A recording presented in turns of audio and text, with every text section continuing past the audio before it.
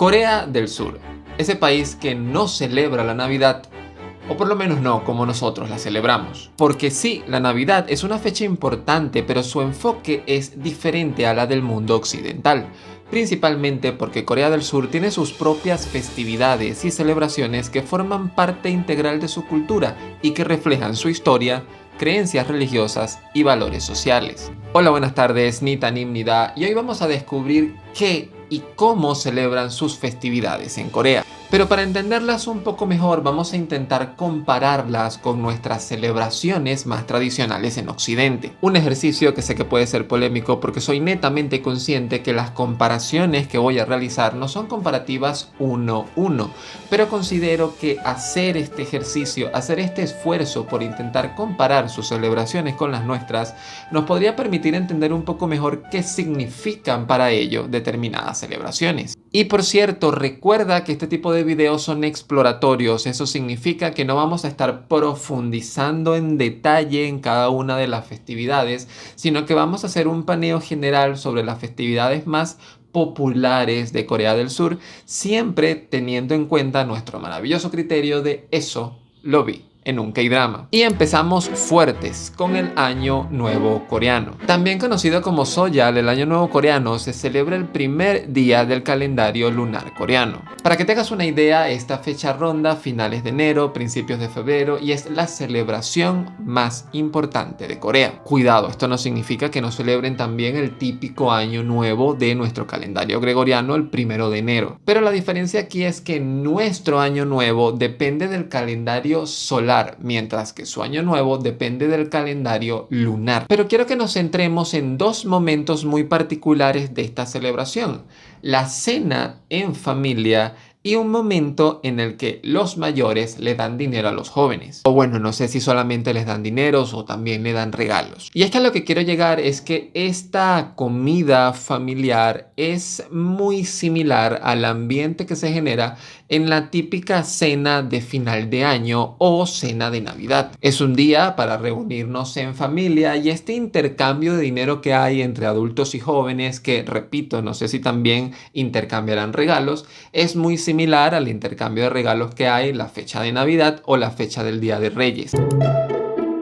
Chuseok es posiblemente la segunda celebración típica nacional más importante de Corea y que se hace muy sencillo de entender porque no es más que el Día de Acción de Gracias coreano, celebrado comúnmente en septiembre o más precisamente el 15º día del 8º mes lunar. Es una comida familiar hecha para celebrar la abundancia de las cosechas o en la actualidad dar gracias por la abundancia en general. De hecho, es común que algunos coreanos aprovechen estas fechas para visitar sus pueblos natales y disfrutar en familia. Además de ser posible, también aprovechan para visitar las tumbas de sus antepasados.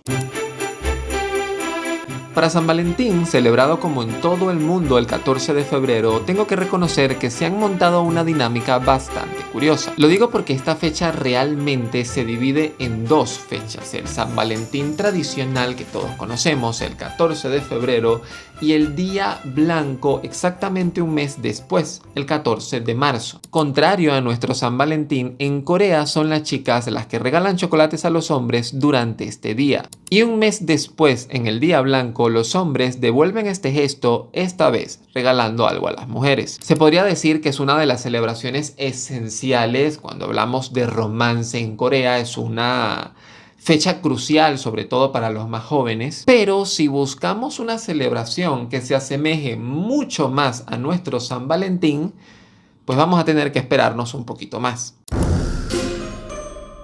Aunque Halloween no es tradicionalmente coreano, con la apertura al mundo occidental y la llegada de extranjeros, la celebración de Halloween ha adquirido bastante popularidad entre los jóvenes. Esto en ciudades grandes como Seúl, por ejemplo, es bastante típico ver que se celebran fechas como Halloween y que no tienen mucha diferencia a lo que se hace en Occidente. Pero la que sí es una festividad muy distinta como la celebramos nosotros es la Navidad. Quitando el componente religioso de la fecha y el componente familiar que supone la Navidad en Occidente, para Corea esta fecha es muy similar a San Valentín. La Navidad es sin duda alguna un evento romántico. Es una fecha netamente comercial aprovechada principalmente por las parejas y que de hecho, si has visto que hay dramas que se desarrollen en estas fechas decembrinas, notarás que siempre por estos días del 24, 25 de diciembre, Navidad,